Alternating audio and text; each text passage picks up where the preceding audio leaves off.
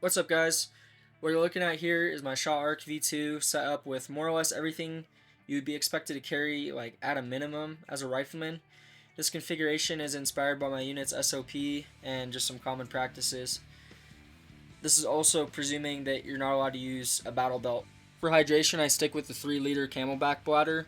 I like it because it goes flat when you drink all the water out of it, and it's easy to transport.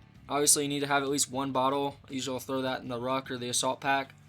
But I really don't prefer carrying canteens just because they take up a bunch of space. As you can see, I don't prefer friction fit pouches. The ones under my arms are okay because they're protected by my body because they're inside the cummerbund. But everywhere else, I want the maximum retention. I also like flaps because they keep dirt from getting in my shit. I bought the Plat Attack Peacekeeper because it had the flaps and it can fit in perfectly with all my Shaw ecosystem stuff like my chest rig and, as you can see, the plate carrier. The rear document stacker, also made by Shaw Concepts, holds my map, navigation tools, and note-taking gear in one flat and organized place.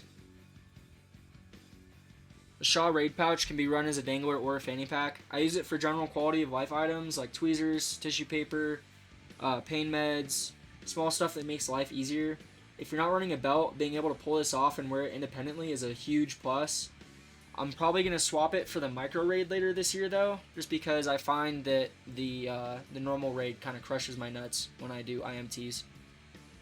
Getting started on the left side of the cummerbund, the IFAK is placed there purely to comply with unit SOP.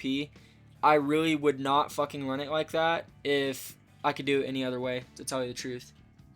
Next to the IFAK, I'm using a 100 round saw pouch as a nods pouch. I like it because it's semi-rigid and it really is like a perfect size for PVS 14 with the Rhino mount, while only taking up 2 slots of moly.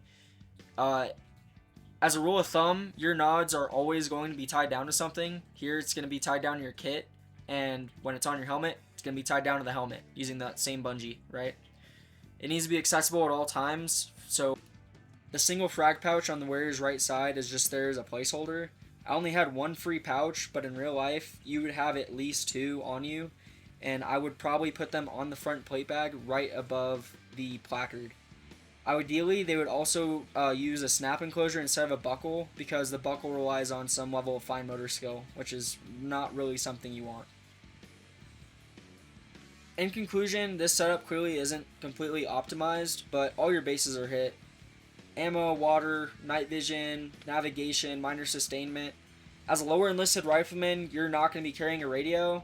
There's lots of real estate to add mission dependent equipment or role dependent equipment, like breaching equipment, more ammo, frags. If you're grenadier, your kit isn't going to be too different. You're just going to put 40 mic pouches on there, and your kit with the assault pack, without the assault pack, it's going to be probably about 35 pounds, maybe 40 pounds.